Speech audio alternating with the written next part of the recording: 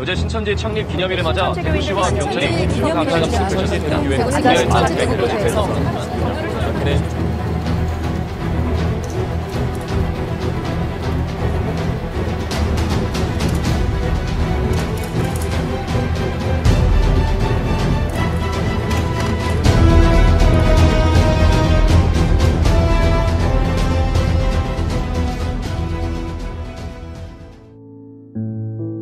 저는 종종 이단 상담을 할 때가 있는데요. 그때마다 저에게 찾아오시는 분들이 빠짐없이 꼭 하시는 질문이 한 가지 있어요. 그게 뭐냐면 어떻게 상식을 가진 사람이 저런 말도 되지 않는 허무맹랑한 이야기에 빠져서 미혹될 수가 있느냐, 그런 질문이었어요. 저도 동일한 질문을 했던 사람입니다. 근데 신천지에 가서 제가 몸담고 공부를 하면서 깨닫게 된 것이 몇 가지 있는데요. 모든 이단들은 그 이단의 교리에 미혹되게 만드는 미혹의 교리가 존재합니다. 그것으로 심령을 맞추시켜서 그 이후에 그 어떤 비진리로 영혼을 아주 난도질해놔도 전혀 통증을 느끼거나 아파하지 않도록 만들어버리는 것이죠. 그래서 모든 이단들은 미혹시키는 이 마취의 교리가 다 존재합니다. 신천지에게는 이 마취의 교리가 바로 비유풀인데요. 이 비유풀이를 가지고 성경을 창세기부터 요한계시록까지 앞뒤를 찾아가면서 짝맞추기를 합니다. 근데 재밌는 것은 이 신천지에서는 이 비유풀이가 자신들만의 고유한 진리라고 얘기하지만 절대로 그렇지 않습니다. JMS도 그리고 여러분들이 너무 잘 아시는 하나님의 교회에서도 동일하게 비유풀이를 합니다. 제가 실제 신천지에 있었을 때 재림예수교회라고 말하는 이 구인의 증거회에서도 신천지와 똑같은 줄기를 받아 이 비유풀이로 사람들을 미혹시키는 일들을 했습니다. 그래서 거의 80% 내지 90%가 교리가 일치해요. 제가 실제 신천지에 있었을 때 그때 신천지에서 광고를 했었습니다. 구인회 증거회에서 주는 유인물을 절대 받지 말고 그 어떤 전도지도 받지 말아라, 이렇게 이야기를 했던 것이 기억이 납니다. 그리고 결국 교리가 비슷하다는 것이 드러나자 그들이 했던 말은 구인회가 이만희에게 배워 나갔기 때문에 교리가 비슷한 것이다, 이런 식으로 둘러댔던 것도 저희가 기억이 납니다. 아무튼 이 이단들은 서로 공유하고 있는 공통 교리들이 있는데 그 중에 하나가 바로 비유풀이라는 겁니다. 비유풀이가 뭐냐? 너무 단순한데요. 신천지에서는 이 비유를 하나님의 뜻과 계획을 감춰놓은 암호로 봅니다. 그러니까 신천지 입장에서는 하나님의 뜻과 계획을 알기 위해서는 이 암호를 풀어야 되겠죠. 그래서 비유를 풀이하는 겁니다. 성경에는 많은 상징들이 나오는데요. 이 상징들을 하나씩 뜻을 풀어냅니다. 예를 들면요. 시, 밭, 나무, 새, 영, 구름, 바람, 이런 하나하나의 상징들을 뜻으로 풀어냅니다. 그리고 이 풀어진 뜻을 구구단처럼 계속 신도들로 하여금 암기를 시키죠.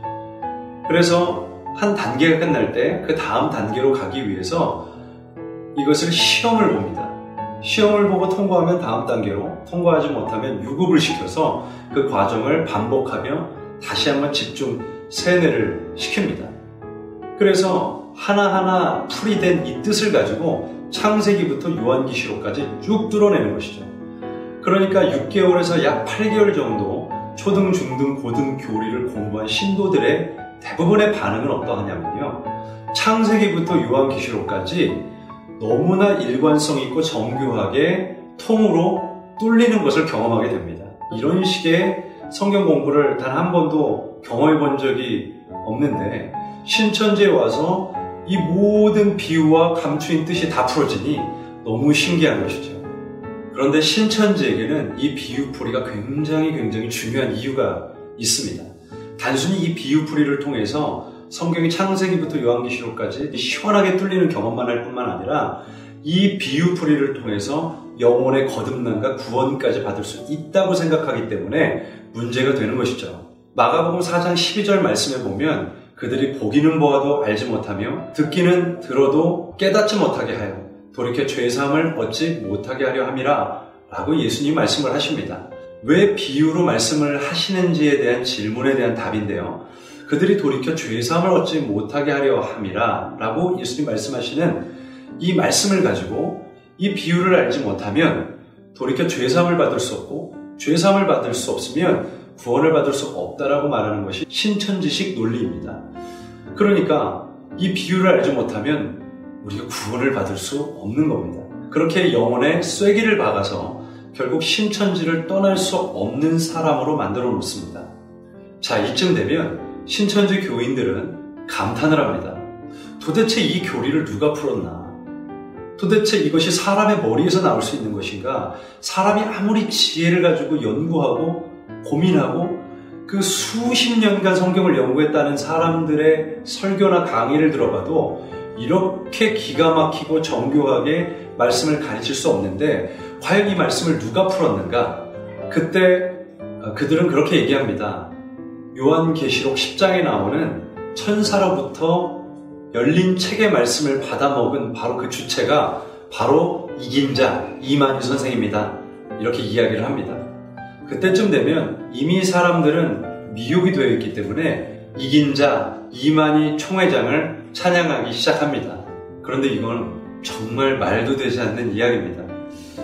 예수님께서 분명히 비유를 사용하셔서 말씀하신 건 사실입니다.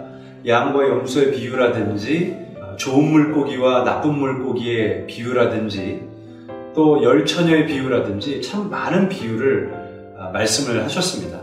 그런데 예수님께서 하신 이 말씀의 진의를 우리가 정확히 알기 위해서는 단어 하나하나에 집중할 것이 아니라 이 비유가 가리키는 한 가지 포인트에 집중하는 것이 굉장히 중요합니다. 예를 들어서 창세기 40장에 보면 요셉이 보디발의 아내를 범하려 했다라는 누명을 쓰고 감옥에 던져지게 되죠. 그리고 그곳에서 두 사람을 만납니다. 한 사람은 떡 맡은 관원장, 한 사람은 술 맡은 관원장입니다. 그런데 이 두 사람이 꿈을 꾸게 되죠. 그리고 요셉은 그것을 해석해 줍니다. 먼저 술 맡은 관원장이 꿈을 꾸죠. 포도나무 3가지가 돋아나오는데 거기서 꽃이 피고 포도 열매를 맺게 됩니다. 그것을 가져다가 즙을 짜서 왕에게 갖다 주죠. 그때 그 꿈 이야기를 듣고 요셉이 이렇게 해석을 합니다. 3가지는 사흘이라 바로가 당신을 불러 복권시킬 것입니다 라고 해석을 해줍니다. 그 이후에 떡 맡은 관원장도 동일하게 자신의 꿈 얘기를 해주는데 이 떡 맡은 관원장은 머리 위에 3개의 광주리를 이고 갑니다. 그 광주리 안에는 떡이 담겨 있었죠. 그리고 새가 와서 그 새 광주리 안에 담겨있던 떡을 쪼아 먹습니다. 이 꿈 얘기를 듣자마자 요셉은 하나님의 지혜로 이 꿈을 이렇게 풀어냅니다. 새 광주리는 사흘이라 바로가 3일 안에 당신을 불러 죽일 것입니다. 이렇게 해석을 하죠.